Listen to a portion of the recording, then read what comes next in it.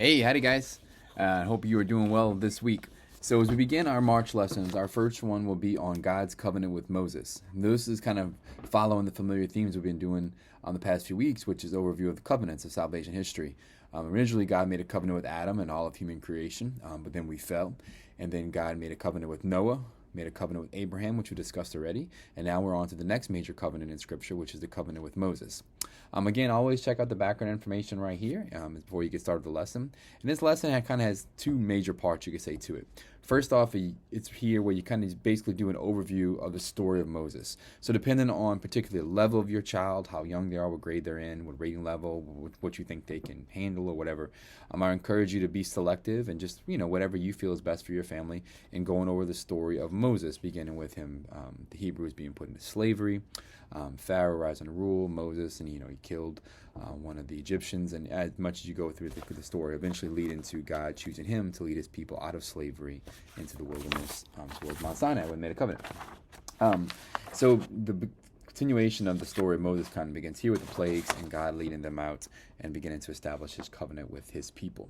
And I think the most important thing you can do just as you talk to your kiddos about the story of Moses and the covenant was the purpose of them. God had chosen them through Jacob, through Israel, and his sons, and the Israel was meant to be, as Scripture says, a kingdom of priests, a holy nation, kind of like that nation that to show the entire world how to live for God, and meant kind of be a beacon of light, that they were different, they were unique, so that people would see them and desire to come to know the one true God. Unfortunately, as you know, and we know, the story, they struggle with that greatly. Great sin entered throughout salvation history, just like we do. We're not any better. However, it kind of gives you the overview of that story of Scripture, and everything from then Exodus all the way through until they ask for a king later is the story of the Israelite people wandering, trying to find God, follow God's laws, failing back and forth, all the way until eventually Jesus comes and creates the new covenant in himself. So you can read through that, and then the next begin basically talking about the Ten Commandments. They discuss this in class, but this is a review for you to do at home. And I encourage you, as you read through this and you go through the lesson, then the next few pages are going to talk about the Ten Commandments in detail. You need to, just as a parent, just as discuss them as you view for being age appropriate. Obviously, the commandments 6 and 9, which discuss like sexuality, thou shalt not commit adultery, thou shalt not covet thy neighbor's wife. For the younger kids, you do as you see fit, right? Focus on keeping your body pure and things like that.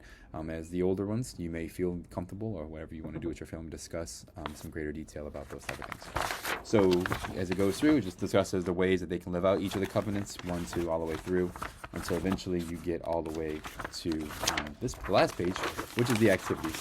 The first one is something that they can make a poster of like how they can live out a commandment, just like an activity they can do.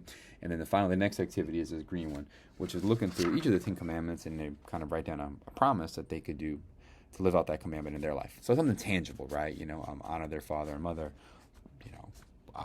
I'll clean my room when my parents ask me, and I won't argue backwards, right? Or whatever it is for you and your family. And then finally, there is this last little page. This is dedicated mostly to the older saints. It's just more of a higher discussion type piece. You can read this with them if you want to just discuss them. But the idea that Christ came not to abolish the law, but to fulfill it. So there's so many things that we read in Leviticus, the 613 laws that exist in the Old Testament, that we don't follow anymore. We don't sacrifice animals and purity and rituals, cleansing and all those type of things, because all that was fulfilled in Jesus Christ. But we do still follow the moral law. And in particularly the 10 Commandments, because as we discussed in class, it's in parent session, that they are a natural law. These are the things written in our heart, but God revealed them to show them to the people, make it clear. But these things are already written in our heart, and Christ elevated these commandments in a new law, so that the moral law of the Old Testament is not abolished. The sacrificial and social laws are the ones that we no longer have to abide by. And it's very interesting, just very quick, we'll be giving out the book for Easter for the Bible Basics for Catholics, which talks about these things, which is really awesome. But originally, the Israelite people were only given 3 chapters worth of law. So if you go back and read Exodus, they give them the commandment. They make the covenant with God, and in chapters 20 through 23, I believe, it's 4, I guess. That's it, just the 10 commandments and a little bit of social law to govern society at this time. And that is when, after that, they worship the golden calf. They throw the gold in the fire, and the golden calf pops out, right? They make a golden calf, and they begin to worship false Egyptian gods again in the wilderness, right after they made a covenant. So they broke that covenant. That was a conditional covenant. If you do this, then God will do that. And they didn't live up to their end. After that moment, you then see the rest of the law added all through Leviticus and in Deuteronomy of all these extra burdens that were put on the people, basically because they messed up and didn't follow the original plan God had.